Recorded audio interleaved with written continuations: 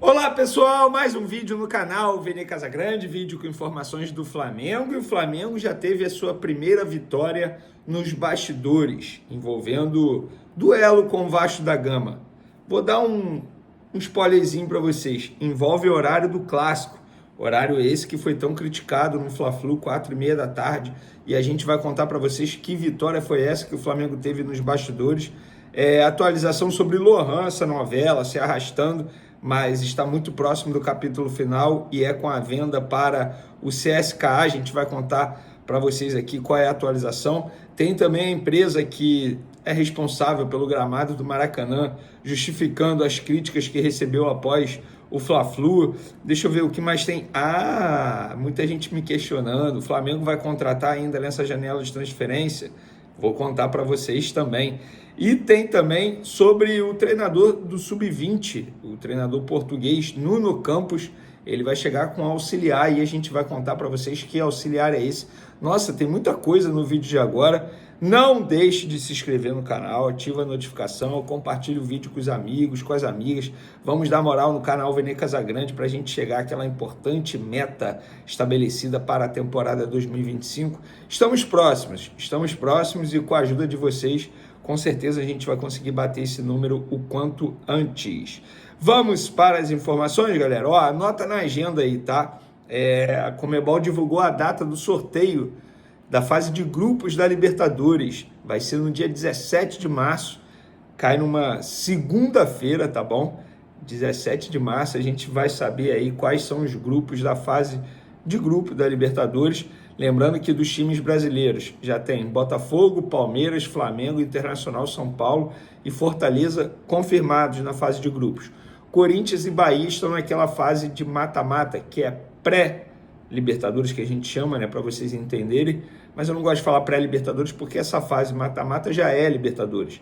Então é a fase mata-mata que antecede a fase de grupos. Então fica aí a informação para vocês, anota na agenda aí, porque é um dia importante, é um dia que costuma ser badalado, inclusive, e também costuma ser lá no Paraguai, na sede da Conmebol. Falar sobre o gramado do Maracanã, que foi alvo de muita crítica após o Fla-Flu. Teve gente, o Léo Pereira disse que até a coluna dele ficou doendo, Thiago Silva disse que ele teve que sair com dores no pé por conta do gramado, Felipe Luiz reclamou, muita gente reclamando. E a empresa Greenleaf, em contato com a reportagem do GE, lembrando que essa empresa é responsável pelo gramado, reforçou que o campo é híbrido, 10% dele é sintético, costurado a cada 2 centímetros de grama natural em toda a extensão. Ainda segundo eles, o gramado sobe entre 1 centímetro a 1,5 centímetros a cada ano por meio da aplicação de areia para o nivelamento. A partir disso é feita a raspagem para deixar a fibra exposta novamente para ter a eficiência, manter a estabilidade e resistência do solo. É por esse motivo que há a sensação do gramado mais duro.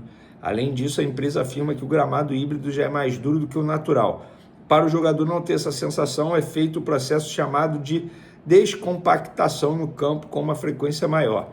Em gramados híbridos, o procedimento é feito uma vez por mês, mas neste começo do ano, a Greenleaf afirma que foi feito entre 2 a 3 vezes no mês. Mas, novamente, não tem dado certo, porque, novamente, o gramado do Maracanã é alvo de muita crítica, mesmo um mês parado aí para tratar o gramado. Então, podemos dizer que o gramado do Maracanã também está em, como que a gente pode falar, pré-temporada, ainda está se adaptando à temporada. Inacreditável isso, mas vamos em frente, vamos falar sobre o futuro treinador do Sub-20 do Flamengo, o técnico português Nuno Campos. A gente trouxe essa informação para vocês. Entre Flamengo e Nuno Campos, tudo acertado. Ele vai chegar no fim de fevereiro para se apresentar ao Flamengo e ele vai chegar pelo menos com um auxiliar, que se chama Miguel dos Santos.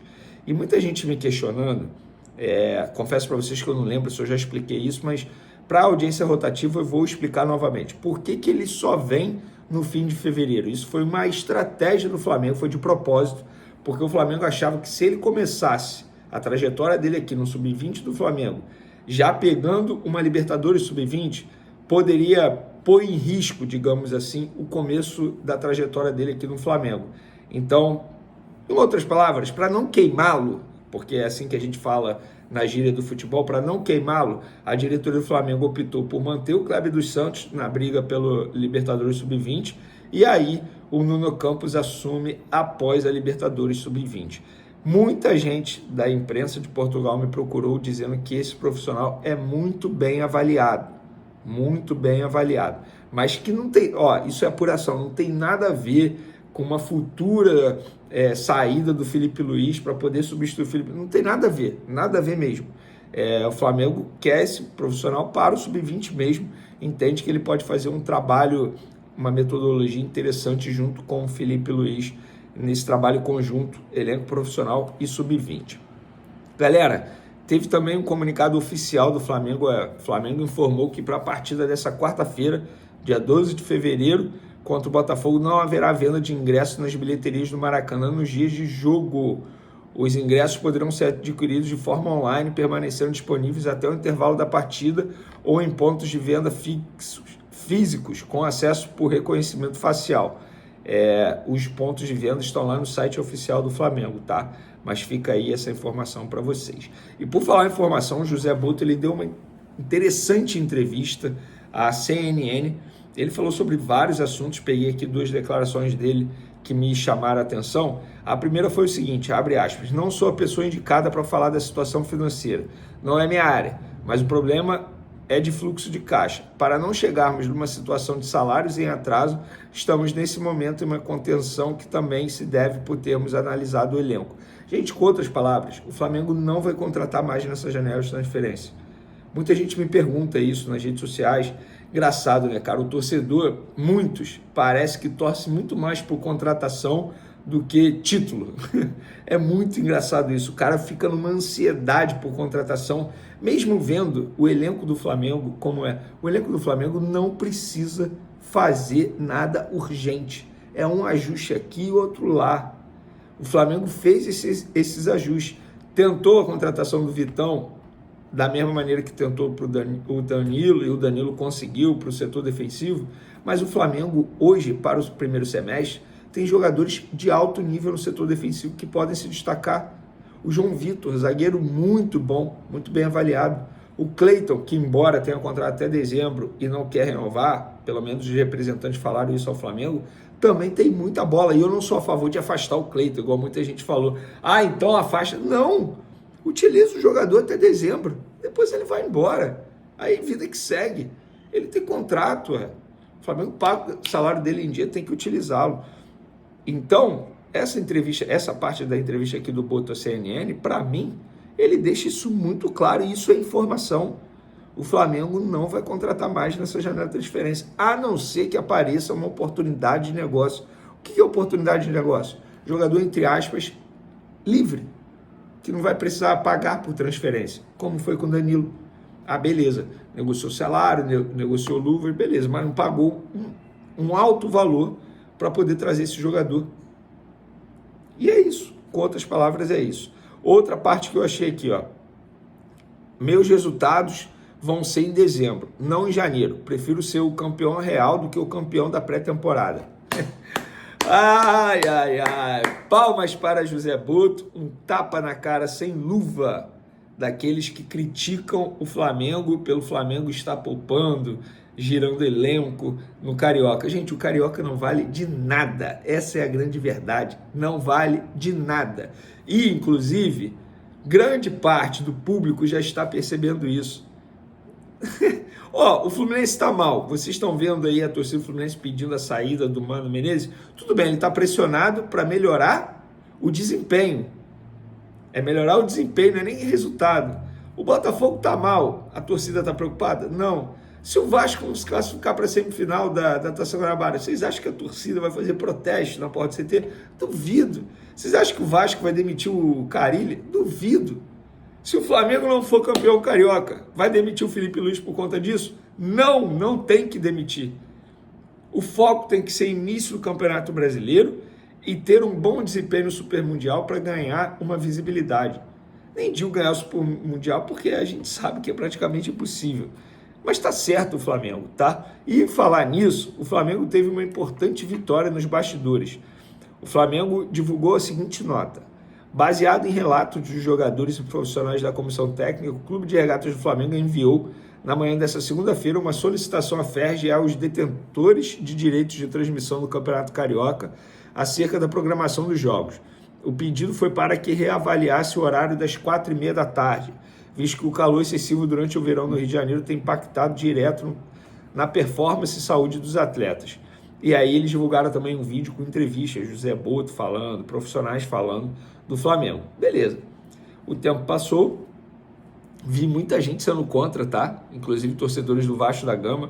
Não sei se o Vasco era muito a favor dessa alteração também, mas aí veio a confirmação que a FERJ e a empresa detentora do direito de transmissão, que no caso é a TV Globo, acataram o pedido depois de muito debate e passaram para 9h45 da noite, tá?